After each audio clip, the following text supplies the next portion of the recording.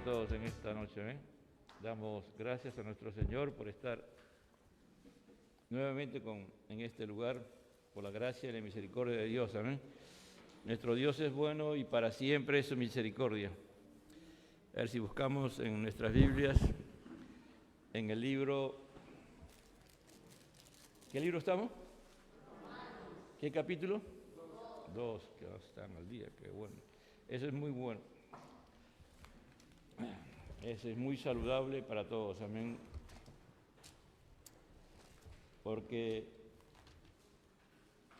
nosotros vamos a ir, a medida que va pasando el tiempo, acercándonos a ese día glorioso y grandioso, ¿no?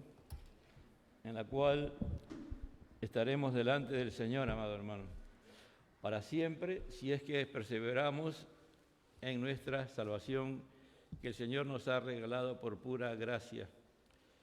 Padre, estamos delante de ti para presentarnos y pedirte que tú hables a nuestras vidas, a cada uno de nosotros, Señor, en esta noche de una manera especial. Tú conoces la necesidad que tenemos, Señor, de ti, de entender, de conocer tu palabra, y a la medida que entendamos y conozcamos tu palabra, Señor amado, podamos obrar, Señor, para ir conociéndote, Señor, para saber para poder vivir bajo los principios tuyos, bajo esa gloria tuya, si es que realmente así tú lo determinas, para honrar tu nombre, para vivir una vida de honra, Señor amado, y de inmortalidad, Padre. Te damos gloria, honra y alabanza a ti.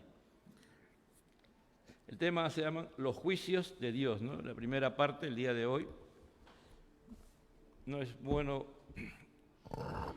en este libro de Romanos hay que ir despacio. Vamos a ir del capítulo 1, versículo 1 hasta el 16, pero no voy a desarrollar los 16 versículos, por si acaso. Dice así la palabra del Señor en el nombre del Padre, del Hijo y del Espíritu Santo. Por lo cual eres inexcusable, oh hombre, quien quiera que seas tú que juzgas. Pues en lo que juzgas a otro, te condenas a ti mismo, porque tú que juzgas haces lo mismo.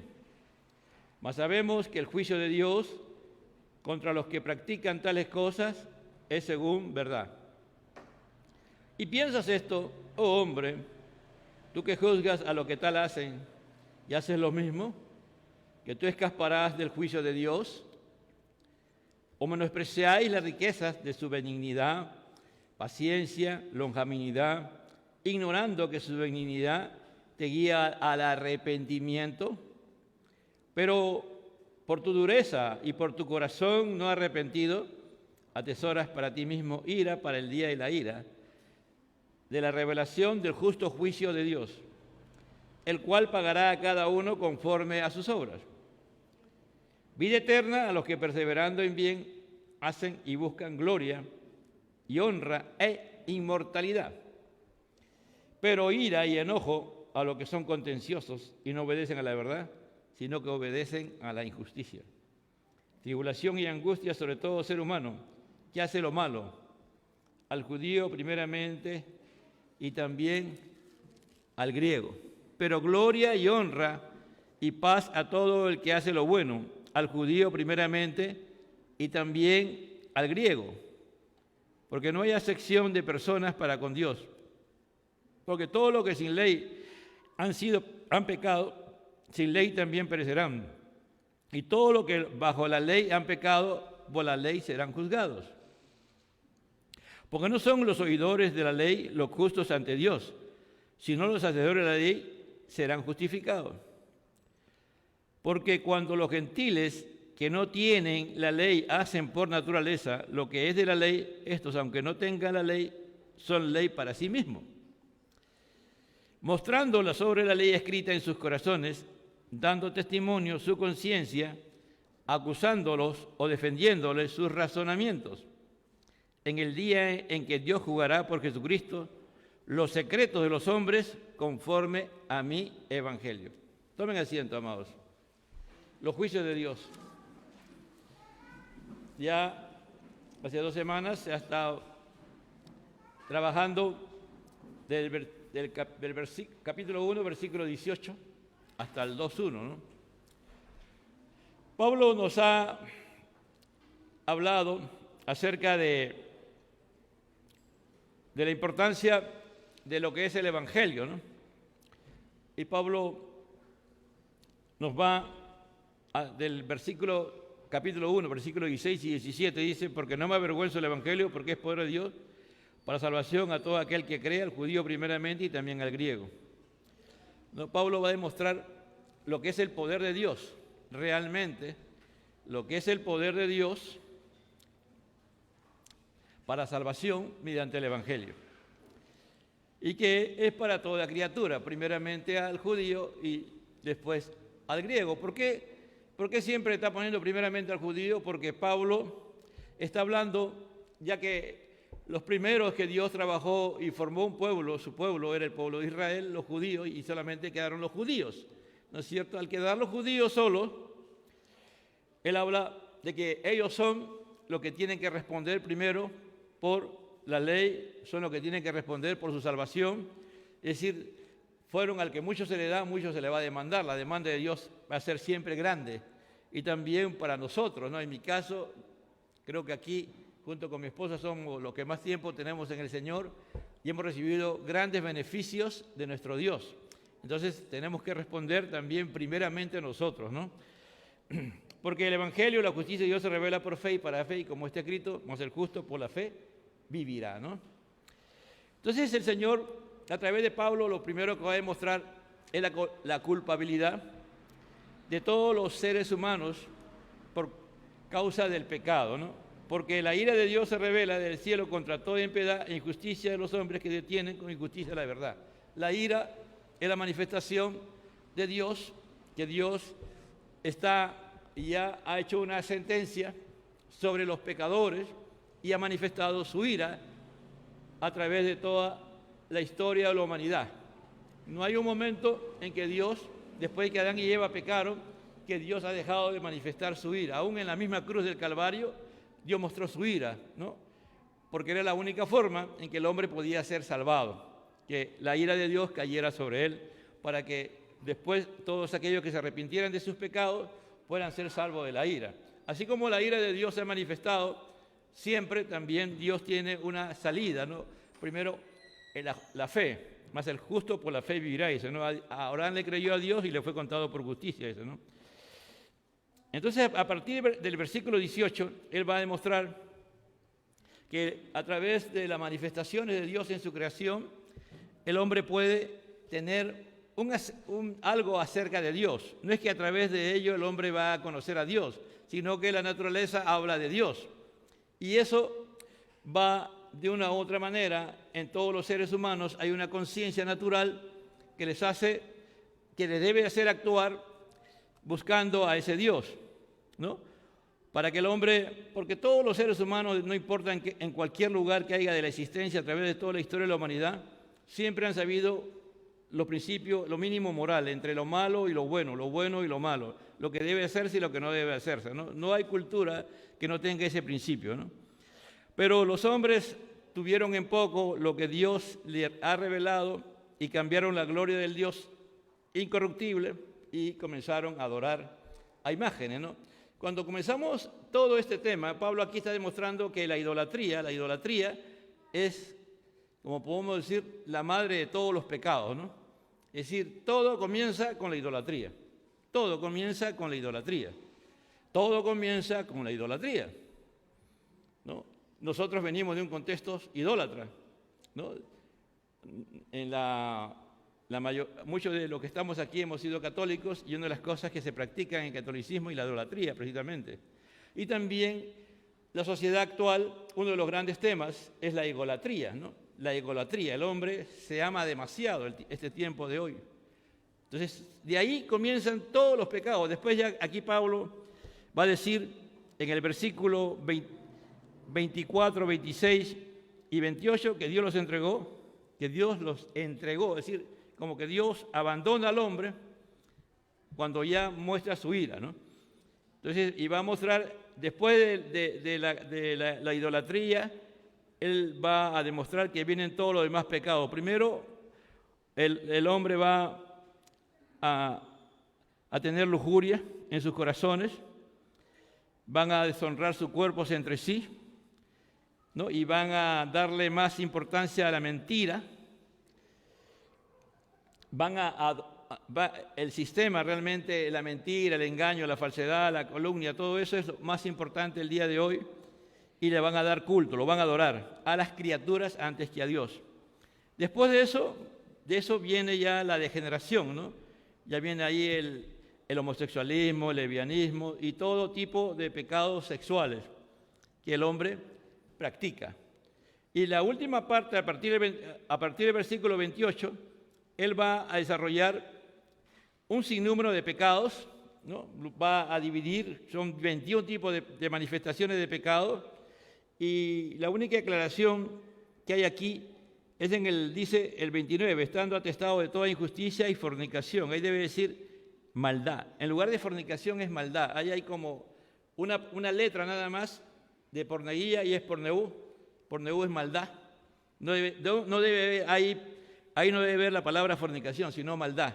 Porque ya los pecados sexuales lo ha trabajado anteriormente. Primero es la idolatría, después viene ya la desviación del hombre, ¿no? La concupiscencia, la inmundicia, la impureza, y después ya viene el otro tipo de pecado, que es todo tipo de pecados sexuales que hay, ¿no? Que el día de hoy lo podemos ver con mucho, ¿no? Ya públicamente los hombres y mujeres lo hacen, y aún ya hasta están legalizando cierto tipo. Ya después ya viene una serie de tipos de pecados, ¿no? Que él va nombrando, y son 21 tipos de pecados. Y al final, en el versículo 32, dice, quienes habiendo entendido el juicio de Dios, ¿no? Quienes habiendo entendido el juicio de Dios, dice.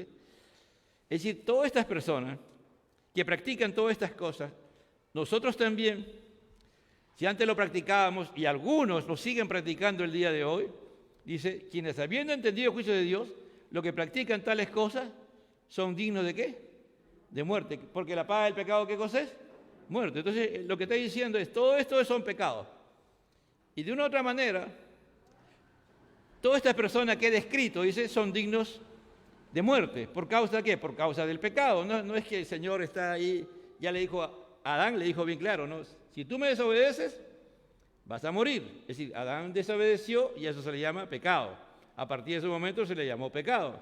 Entonces son dignos de muerte. No solo lo hacen, sino que también se complacen.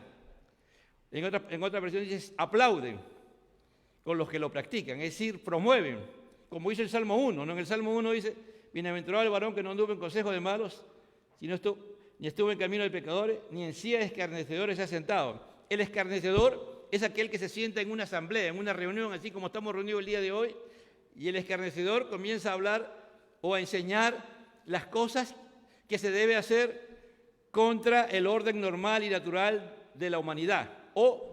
Ahora, si es un anticristiano, es una persona injusta delante de Dios, él va a promover la injusticia delante de Dios. Y él va a enseñar cómo pecar contra Dios. Y lo va a hacer deliberadamente en una asamblea, en una reunión, uno o varios de ellos sentados. Porque el que se sienta en el Antiguo Testamento es aquel que tenía autoridad.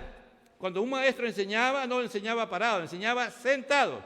¿Entiende? Por eso se llama la cátedra. Y el lugar que se sentaba se llamaba cátedra. Por eso viene la palabra catedrático, porque el catedrático se sentaba en una silla que se llamaba cátedra. Entonces, estas personas eran catedráticos de hacer cosas impías, cosas inmundas, depravaciones, ¿no? O aplaudían o promovían y llevaban a la gente a que haga todo este tipo de pecados.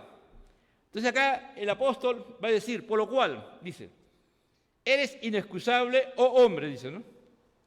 Por lo cual eres inexcusable. Aquí, como que Pablo inicia un diálogo con una persona y a esa persona se dirige, dice, por lo cual, dice, eres inexcusable, oh hombre.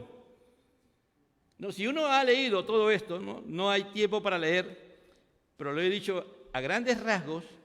Nosotros, cuando andamos en comunión con Dios y dependemos de Dios permanentemente, todo nuestro diario vivir, vamos a andar en santidad delante de Dios y no vamos a pecar contra Dios. Pero si nuestra comunión con Dios es solamente cuando venimos a los cultos, ¿no? O nuestra supuesta comunión con Dios es cuando venimos a los cultos Y tenemos en poco las cosas de Dios, no oramos o poco oramos, no leemos la Biblia o poco leemos, no estudiamos, no escudriñamos. Y nuestra fuente de alimentación, ¿quién es? El otro día hablaba con Carla, ¿no? Y Carla me decía que Rumi Santiago ya aprendió a leer, ¿no? Y él ha escuchado, no sé cómo habrá escuchado, pero sabe, de que hay que nutrirse de la palabra. Dice, no, tú tienes que nutrirte de la palabra, dice, tienes que leer. Y él se sienta en la mesa y comienza a leer la Biblia y quiere que también los demás, como está aprendiendo a leer, él también quiere que los demás lean la palabra de Dios. Dice, no, hay que nutrirnos de la palabra de Dios, dice, ¿no? Un niño, ¿no? De 4 años creo que tiene, ya él sabe la importancia de nutrirse de la palabra de Dios. Nos nutrimos de la palabra de Dios, nos alimentamos de la comunión con Dios, nos saciamos nuestra sed espiritual, emocional, intelectual en la palabra de Dios. Buscamos comunión con Dios, adoramos a Dios. Se ha estado hablando insistentemente en estos días de adorar a Dios, ¿no? Y han sido 4 clases. Practicamos realmente como algo que es de necesidad en nuestra vida, necesidad así, que no podemos dejar de hacerlo, el orar, el de estudiar la Biblia, el de adorar, el de servir al prójimo, el de evangelizar, el de proclamar el nombre de Dios, el de dar testimonio. ¿Lo hacemos realmente? Si nosotros nos miramos realmente delante de Dios, ¿podemos decir que que estamos en comunión con Dios? Aquí Pablo se está dirigiendo a una persona que no está en comunión con Dios. Dice, por lo cual eres inexcusable. Es decir, tú no tienes ninguna excusa. Tú no tienes nada que por ti mismo tú puedas decir que tú estás en orden delante de Dios. Oh hombre, quien quiera que seas tú que juzgas. Tú que juzgas, ¿no? El Señor ya ha enseñado en el Sermón del Monte que para juzgar primero tenemos que estar bien delante de Dios. Y Dios nos permite juzgar siempre y cuando haya un propósito con la persona a quien Dios determina que tú juzgues, porque Él quiere que esa persona salga de su condición de pecado, o se aparte del pecado, pero primeramente Él dice que tenemos que estar en orden con Él, porque dice, ¿cómo tú vas a decir a tu prójimo que tiene la paja en el ojo si tú tienes una viga? Dice, ¿no? Sácate la viga y después recién puedes tú ministrar, aconsejar, confrontar, exhortar a esa persona. Por eso, si estamos libres de todos estos pecados, por la gracia de Dios y nos mantenemos en la comunión con Dios, un día le llevaron a Jesús a una mujer que la habían encontrado, según dicen, en el acto de adulterio. Solamente llevaron a la mujer, no llevaron al hombre, ¿no? Eso es lo más tremendo, ¿no? Los fariseos. Y Jesús miró, se agachó y comenzó a escribir en la tierra, dice, ¿no? Y él ahí escuchaba, ¿qué hablarían? Pues no, la gente que lo acusaba. Hasta que Jesús agarró y dijo, a ver, una cosita, le dijo, ¿no? Una cosa, tranquilo, a ver. El que esté libre de culpa, tire la primera piedra. Y lo más antiguo, de más edad, comenzaron a irse. Y al final, cuando Jesús alzó la vista nuevamente, no había nadie, solamente la mujer. Le dijo, el que esté libre de culpa, tire la primera piedra. Y todos tenían culpa. Todos tenían algo que los acusaba. Y como era el Señor y estaba lleno del poder de Dios, es algo que Dios en ese momento permitió, porque no siempre reaccionaban así sus enemigos, pero en esta oportunidad era tanto el poder de Dios, el poder de la palabra, la unción del Señor, que toditos se fueron, excepto la mujer que estaba ahí. Y dijo a ella, vete y no peques más. Ni yo te condeno, vete y no peques más. El único que tenía la autoridad para juzgar a ella era Jesús. Jesús, ¿cómo actuó? Con misericordia, le dice, ¿no?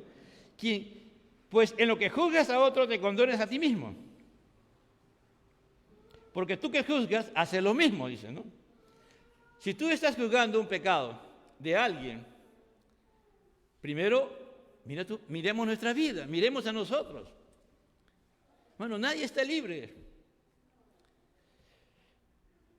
Y a veces, lamentablemente, lo que más juzgan son lo que están más en problemas con Dios, es decir, están en pecado delante de Dios. No tienen ninguna autoridad, ni moral, ni intelectual, ni espiritual, para poder juzgar. Dice, porque tú que juzgas, haces lo mismo. Mas sabemos que el juicio de Dios contra los que practican tales cosas es según verdad. Acá está hablando del juicio de Dios, ya no está hablando del juicio del hombre. Es decir, que si estas personas, por ejemplo, ¿no?, son sin afecto natural, es decir, sin amor, son implacables, no tienen misericordia, no tienen piedad, son rebeldes, son insolentes, son soberbios, son altivos, son injuriosos, son insolentes. Es decir, cualquiera de estos pecados, y podemos seguir enumerando algunos más, Dios sabe la verdad. Y a Él nadie lo puede engañar. Entonces, el juicio de Dios es inevitable, ¿no? No se puede evitar este juicio, es ineludible. Tú ni yo podemos juzgar a nadie si no estamos bien con Dios. Esto no quiere decir, hermano, que no, el Dios prohíbe juzgar, no, hermano.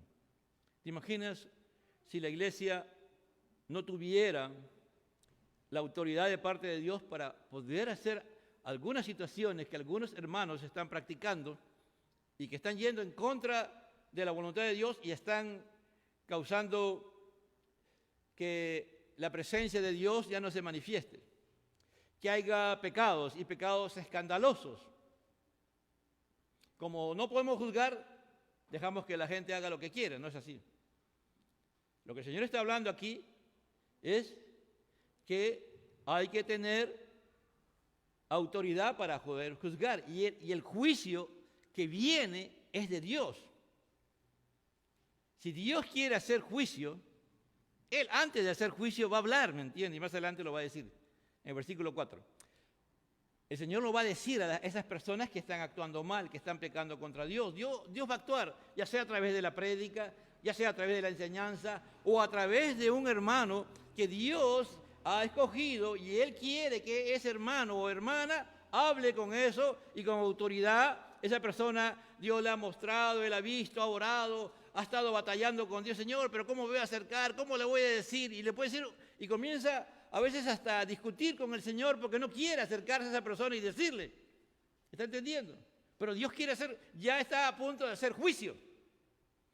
Entonces Dios va a usar a esa persona para que esa persona sea advertida, sea cristiano o no sea cristiano, sea un hijo de Dios o no sea un hijo de Dios, sea judío o gentil. Porque para eso Dios nos ha puesto como sal y luz, ¿me entiendes? En la tierra, somos luz. Donde hay tinieblas tiene que ver la luz, a través de nosotros, que es Cristo. Y donde hay corrupción, inmoralidad, somos la sal de la tierra. Entonces, cuando llega un cristiano, poco a poco los pecados van a salir, ¿me entiendes? Van a flotar de forma natural.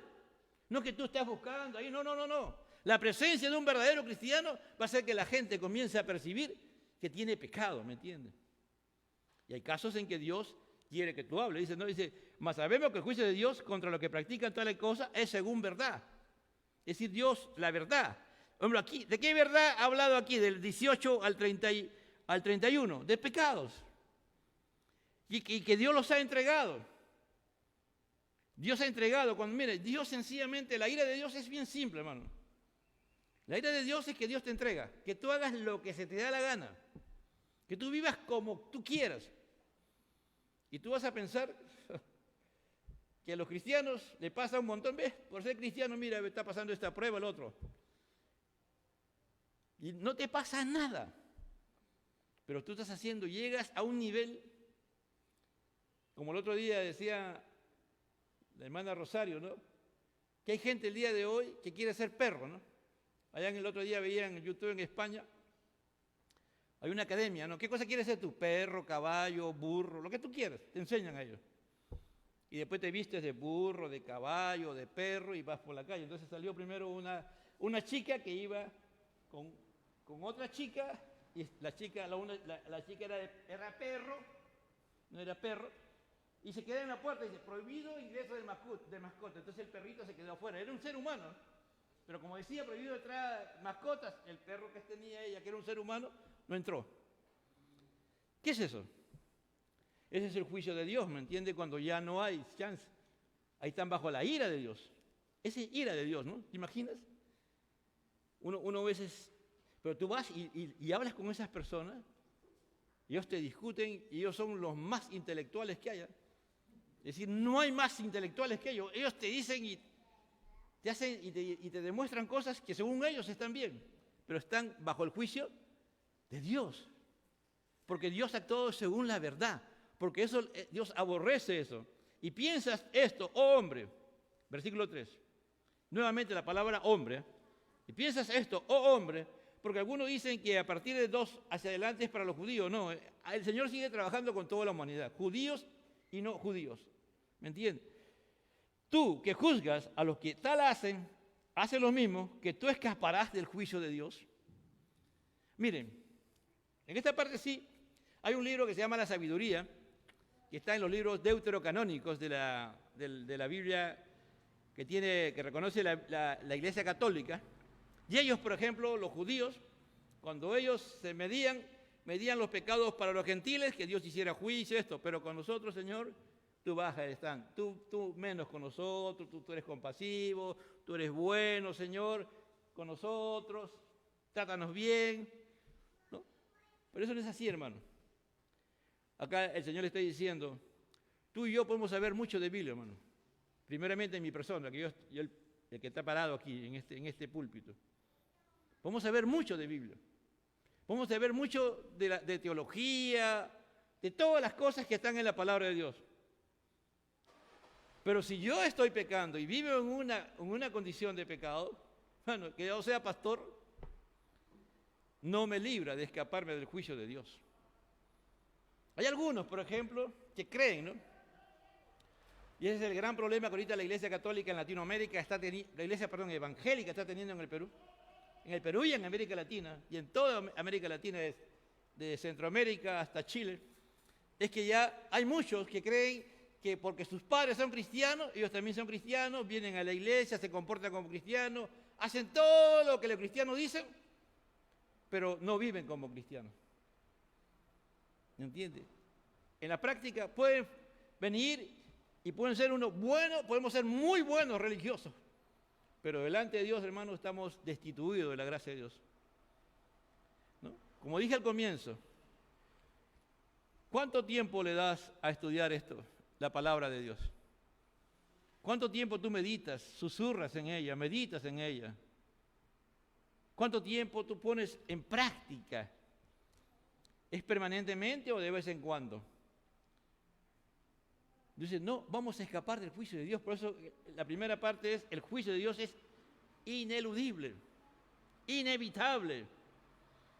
Es un imperativo, hermanos. Tarde o temprano el Señor va a hacer juicio sobre nosotros, sobre cada uno de los que estamos haciendo las cosas incorrectamente y aún nos damos el privilegio de poder juzgar a los demás.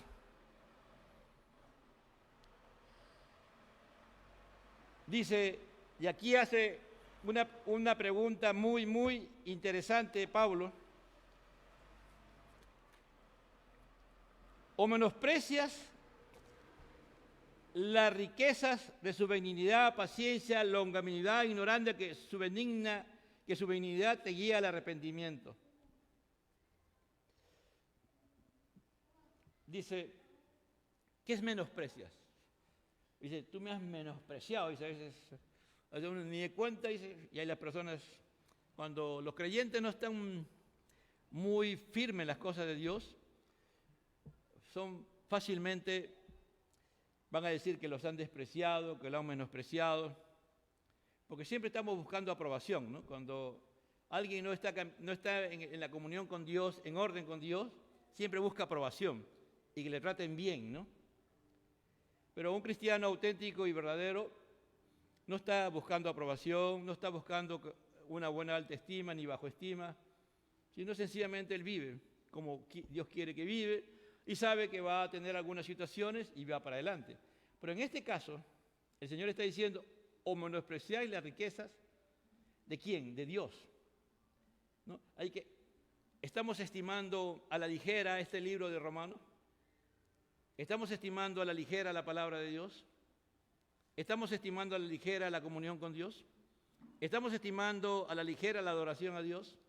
Estamos estimando a la ligera el servicio a Dios. El servicio al prójimo, el amar al prójimo. ¿Es insignificante para tu vida?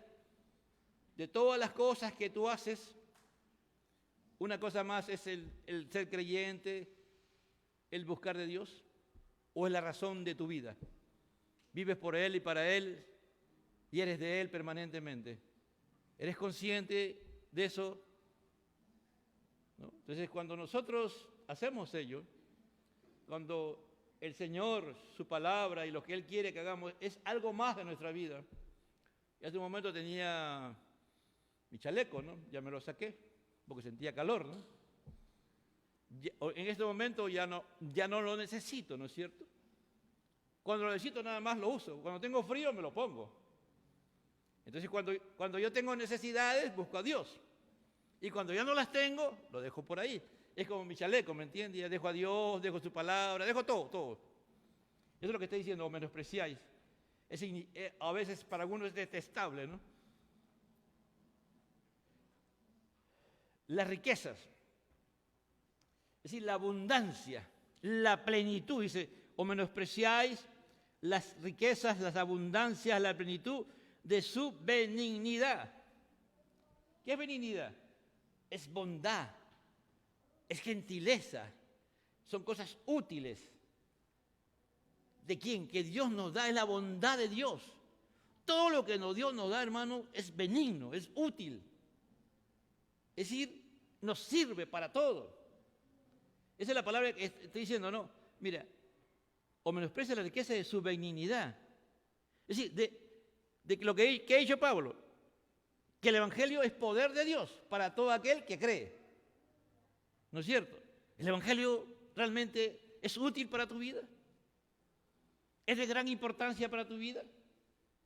¿Lo has probado en situaciones difíciles de tu vida y has buscado a Dios conforme a la palabra de Dios y has pedido a Dios y has visto que Dios ha respondido? ¿Has estado enfermo alguna vez? ¿En una situación crítica realmente? ¿Has orado a Dios? ¿Y has visto la benignidad de Dios? ¿Que has orado conforme a su palabra y has pedido conforme a su palabra y Dios ha actuado? ¿Dios es benigno o no es benigno? Una benignidad, eso es lo que estoy diciendo. Es decir, la salvación, estás menospreciando la benignidad de la salvación, lo útil de la salvación, lo bondadoso, lo gentil que es Dios contigo al haberte salvado. Después dice, de su paciencia, de su divina tolerancia. Dios es tolerante, amado hermano. ¿Cuántas veces hemos pecado contra Dios, hemos fallado a Dios, hemos así abiertamente, y Dios ha tenido tolerancia con nosotros?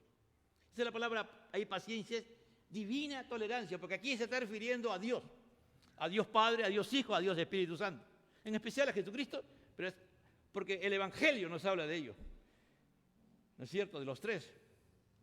Después dice longanimidad. Es decir, ¿qué es longanimidad? Que Dios tiene, Dios espera, tiene un tiempo largo para expresar su ira. Primero, Dios es bondadoso, ¿no? Su bondad, el Evangelio es pura bondad de Dios. En segundo lugar, Dios tiene paciencia divina, nos tolera, porque a veces no entendemos la palabra y como no la entendemos, no la vivimos correctamente, y Dios es tolerante. Su tolerancia es divina, se extiende. Y lo más grande es su longanimidad, que ya estamos haciendo lo malo, pero Dios extiende su actuación de actuar con ira. ¿Me entiende? Dice que la longanimidad es que él espera el tiempo suficiente antes de expresar su ira. Antes de expresar su ira. También es el temperamento largo. Es decir, que tiene mucha cuerda, no se diría, ¿no? Y no es que Dios esté siendo indulgente, que Dios no te va a pasar nada. No, no, no. Aquí está diciendo, mira, no menosprecies las riquezas de qué, la abundancia de qué, de su benignidad, de su paciencia y longanimidad.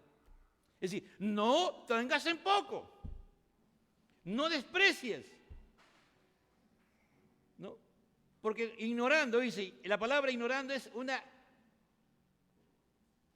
voluntario, porque tú y yo, los que estamos aquí en esta noche, todos los que estamos aquí, sabemos de qué estamos hablando. Ignorando, es decir, no teniendo en cuenta lo que se te ha enseñado, lo que se te ha predicado, lo que tú y yo hemos entendido la palabra de Dios, la hemos entendido, pero la ignoras. Dice, ignorando que su benignidad no es la misma palabra que la anterior, es un adjetivo, significa útil, agradable, es decir, que su benignidad, es decir, lo útil del Evangelio, lo útil de la palabra de Dios, lo útil que te he descrito, dice Pablo, de que cómo comienza la caída de los hombres. Primero, ¿con qué? Con la idolatría. Después que viene, que adoramos o vamos detrás de lo creado, y después ya viene la gran lista de los pecados sexuales, y después viene la gran lista de los 21 pecados, que es una muestra de los muchos pecados que hay. Es decir, cuando tú y yo no valoramos lo útil que es el Evangelio, lo amable, lo agradable que es el Evangelio, estamos nosotros despreciando algo que es grandioso y glorioso, el arrepentimiento. Dice, o menosprecia la riqueza de su benignidad, paciencia, longanimidad, ignorando que su benignidad de Dios te guía al arrepentimiento. Es decir, si tú y yo menospreciamos la abundancia, la plenitud, ¿de qué? De la benignidad del Evangelio, de lo que Dios nos ha enseñado, de la paciencia divina de Dios y de la longanimidad, es decir, de lo útil, de lo largo que a veces Dios nos da cuerda y nos permite que hemos pecado, pero Dios tiene la esperanza de que tú y yo nos arrepintamos al entender que eso no le agrada a Él. Dice, te llevará al arrepentimiento. Por eso que nos da largueza. Es decir, a cambiar nuestra manera de pensar. Ya no vamos a pensar conforme a lo que el mundo nos enseña, o podamos creer, sino vamos a ir pensando de acuerdo a qué, al Evangelio, que dice en el 1:18, porque no va a avergüenza el Evangelio, porque es poder de Dios para salvación a todo aquel que cree, al judío primeramente y también al griego, porque en el Evangelio la justicia de Dios se revela por fe y para fe, mas como está escrito, mas el justo por la fe vivirá. Está hablando del Evangelio.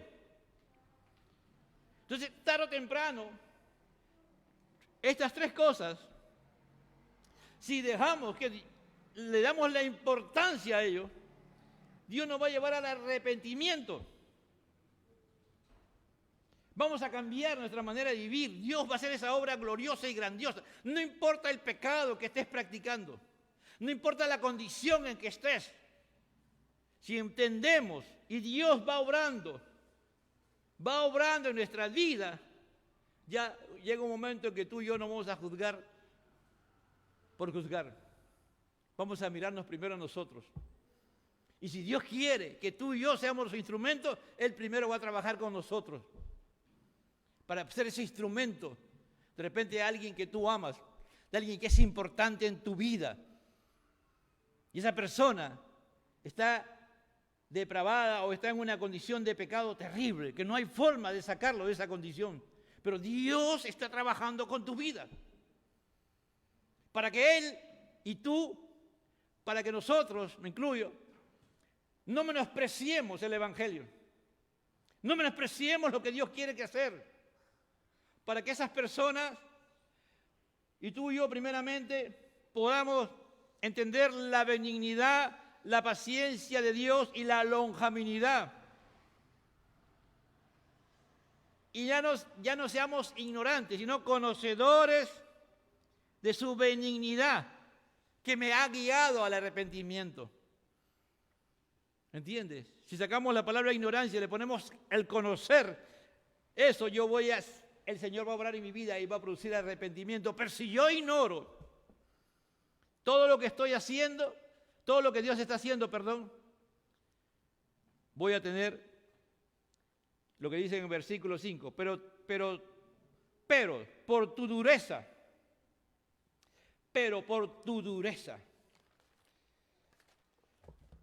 es decir, por tu obstinación, por tu perversidad, es tener un corazón duro y seco. Es como, no sé si han visto ustedes en las fotos o alguna vez han tenido la experiencia de estar en una tierra donde no ha llovido por meses o por años. Seco, que la tierra se cuartea, ¿no has visto? Que la tierra comienza a cuartearse porque no haya nada de humedad. La humedad que está debajo de la tierra ha desaparecido. Y la tierra se comienza a cuartear. Así están los corazones, ¿no? Así está la dureza, así están esas personas que son insensibles al poder de Dios. No porque Dios no pueda. Dios puede, amado hermano, hablar a su corazón, aún en esa dureza, pero sería ir en contra de su propia naturaleza de Dios, de que una persona no arrepentida, no convertida, pueda entender las cosas de Dios. Primero, Dios quiere el arrepentimiento. Dice, y por tu corazón no arrepentido, por tu corazón impenitente, ¿no? Por tu corazón no arrepentido, atesoras, acumulas, almacenas, guardas, ¿qué cosa? Ira. ¿De quién? Ira de Dios, hermano, la ira de Dios. Como digo, hermano, ¿te imaginas que un día tú pienses lo mismo que esa gente piensa? ¿No? Y un día vayas al registro civil y dices, no, tengo un problema y ya he hecho acá está mi abogado y voy a decir, yo no soy ser humano, yo soy perro. Así, póngame perro. Mi nombre es tal. Porque eso quieren hacer los hombres, es decir, legalizar eso. A eso van, ¿me entiendes? A eso va, hay un grupo. Esto del género es una de las cuantas cosas más que están haciendo. ¿Te imaginas que un día tú estés en esa posición? ¿Te imaginas que un día estés siendo un rebelde a tus padres? Hay por ahí una periodista, ¿no?, que se pelea con todo el mundo. Y estos días se ha peleado con un político que ha sido primer ministro hace poco. Bueno, esa señorita desconoce a su padre, así, totalmente. Totalmente lo desconoce. Y su padre ha sido un hombre, hasta donde yo veo, hermano, un hombre recto, tendrá sus cosas como todo pecador, pero nunca he visto haciéndole escándalo. Nunca. Nunca ha salido a ver un escándalo en los periódicos, en su vida. Pero así, eres un rebelde contra sus padres. ¿Te imaginas que un día tú te vuelvas rebelde de tus padres? Y quieras cambiar tu apellido si es posible. Todo eso te lleva. Por eso cuando tú ves la actuación de mucha gente en el mundo, haciendo cosas terribles, dices, pero no puede ser, tú dices. ¿Qué pasa? Es que han caído, están bajo la ira de Dios. Tienen un corazón no arrepentido. Todas esas personas, hermano, todas esas personas han tenido una oportunidad. Y de una u otra manera alguien le ha predicado, alguien le ha enseñado o han leído. Y algunos de ellos han estado hasta en algunas iglesias, hermano. Y han escuchado el Evangelio. Pero nunca se han convertido. Porque una persona convertida no haría esto. Porque de una u otra manera Dios trabajaría con su vida. Dios lo haría volver a la razón. Dice, pero por tu dureza y por tu corazón no arrepentido atesoras para ti mismo ira para el día de la ira y de la revelación del justo juicio de Dios. Miren, ¿a dónde nos lleva Pablo? Al final de los tiempos, hermano. Cuando va a ser el juicio final. Cuando va a haber ese juicio y nadie se va a poder escapar. Dios tenga misericordia, hermano, pero yo creo que algunos que lo hemos despedido como cristianos y hemos hablado un montón de cosas, cuando vayamos, si cuidamos nuestra salvación con temor y temblor y perseveramos, nos vamos a encontrar con una sorpresa, hermano, que no la vamos a encontrar arriba en el cielo, sino al otro lado. Esto no es solamente para venir y sentarnos y escuchar y decir, hoy qué bien, hoy qué bonito predicó el pastor, la hermana Rosario, ¿no? Jenny, Benjamín, Carlos Jesús. No, hermano, ese no es el objetivo. Acá dice que un día todo lo que nosotros hayamos hecho a escondidas, a ocultas o públicamente, en el día del juicio va a salir a la luz, hermano. El Señor Jesucristo va a juzgarnos, porque a Él se le ha entregado esa potestad de juzgarnos. Y delante de Él va a salir la verdad, como dice anteriormente, ¿no? Porque el juicio de Dios es conforme a la verdad. Es decir, Dios no va a hacer un juicio y Él va a inventar, hermano. Todo va a caer delante de su presencia. Y aquí Pablo está ensayando. Pablo nos está haciendo llamar a conciencia, del 1 al 5, de que no debemos de juzgar a nadie. Si no estamos realmente en comunión con Dios y no tenemos el pase de Dios para hacerlo. Yo el primero. ¿Me entiende? Dios, en segundo lugar, no quiere que menospreciemos por nada la riqueza del Evangelio. La riqueza de participar y ser miembro de una iglesia. De poder crecer en la gracia. De experimentar lo que es la benignidad de todo el Evangelio, amado hermano, de experimentar la divina tolerancia de Dios, la divina paciencia de Dios que tiene con nosotros, de experimentar su longanimidad, de que Él a veces cuando estábamos todavía y no entendíamos o todavía no estábamos convertidos, Él permitió que pecáramos, pero no estuvo de acuerdo nunca, jamás que tuvo que pecar, porque Él es longánime. Hasta que un día dejamos la ignorancia de su benignidad, de lo útil que es el Evangelio, de lo útil que es, de lo importante, de la trascendencia del Evangelio, y nos arrepentimos de todo corazón, porque quisimos y debemos ser librados de tener un corazón duro. Porque no queremos que atesorar para nosotros ira, para el día de la ira, en el día del juicio, sino que Dios pueda ver que justificado por la fe, las obras buenas que hicimos por el poder de Dios, no en nosotros mismos, sino por el poder de Dios, Dios pueda decir, buen siervo fiel, buena sierva fiel, en lo poco has sido fiel, ven a mi gozo. El justo juicio de Dios. Dios tiene todo derecho de tener ese justo juicio, hermano. ¿De dónde parte eso? De la cruz del Calvario. Porque nadie puede decir que a Dios no le da oportunidad a todo ser humano. Dios le da la oportunidad a todo ser humano. Por eso que su juicio va a ser justo. Por eso dice No, porque en el Evangelio la justicia de Dios se revela por fe y para fe. Como está escrito, mas el justo por la fe vivirá. ¿Dónde parta tu justicia? ¿Por qué Dios te justifica? Hacia la obra de Cristo Jesús. Gracias a esa obra, amado hermano. Por eso que ese justo juicio de Dios, Dios tiene todo el derecho. Él, sin haber hecho nada de esto, Él tenía todo el juicio, justo. Pero Él envió a su Hijo Jesucristo para que tú y yo no tengamos excusas, que ahora nos refugiemos en Cristo y que Él nos ha cambiado y transformado y nos ha hecho nueva criatura. Dios nos ayude, amado hermano, a entender este Evangelio. Ir despacio, no correr en este Evangelio, perdón, en este libro de Romanos. Ir despacio, poco a poco, escarbar. Y quiero terminar diciendo solamente el cual pagará a cada uno conforme a sus obras. Dios va a pagar, amado hermano, arriba en el cielo. Pero nadie es salvo por las obras.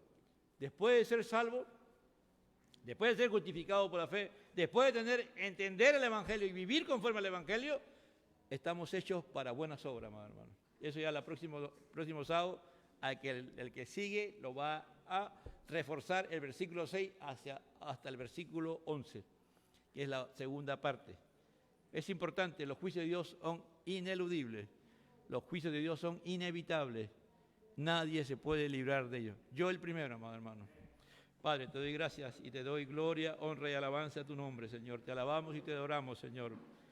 Te pedimos misericordia, Señor, haznos entender que tenemos que vivir bajo esa misericordia y compasión tuya. Dice, bienaventurados los misericordiosos, porque ellos alcanzarán misericordia, Señor. Haznos entender esa benignidad, esa paciencia, esa longanimidad del Evangelio y de tu actuación en nuestras vidas, Señor amado, para poder ser hombres misericordiosos, para no juzgar por juzgar, Señor, porque nos sentimos superiores, pero sí cuando nos juzgamos, nosotros nos juzgamos tibiamente y a veces nos justificamos con pecados que estamos cometiendo, Señor. Oh, no, santo Dios, ten misericordia de cada uno de los jóvenes que te aman, que están aquí y que están luchando por salvación y quieren agradarte, Señor. Bendícelos, llénalos de tu Espíritu Santo y de tu palabra, que tengamos hambre y sed de tu palabra, hambre y sed de ella, Señor, de que tengamos hambre y sed de orar, de tener hambre y sed de adorarte, Señor, pero también hacer obrar, Señor, en el servicio, en la evangelización y mostrarle al mundo que somos tus hijos, Señor amado, haciendo buenas obras como resultado del cambio y la transformación que has hecho tú en nuestra vida, como resultado, Señor, de que hemos entendido y comprendido lo glorioso y grandioso que es el Evangelio, Señor. Oh Padre de la gloria, de lo benigno que es el Evangelio, de la benignidad del Evangelio, de la paciencia tuya, de la tolerancia divina tuya, de tu longanimidad, Señor amado. Te damos gracias, Señor, por lo útil del Evangelio, porque cambia y transforma nuestras vidas, Señor. Te alabamos y te adoramos, Señor. Gracias, Señor, al Padre, al Hijo y al Espíritu Santo. Gloria a Dios, gloria a Dios, gloria a Dios. Aleluya. Amén.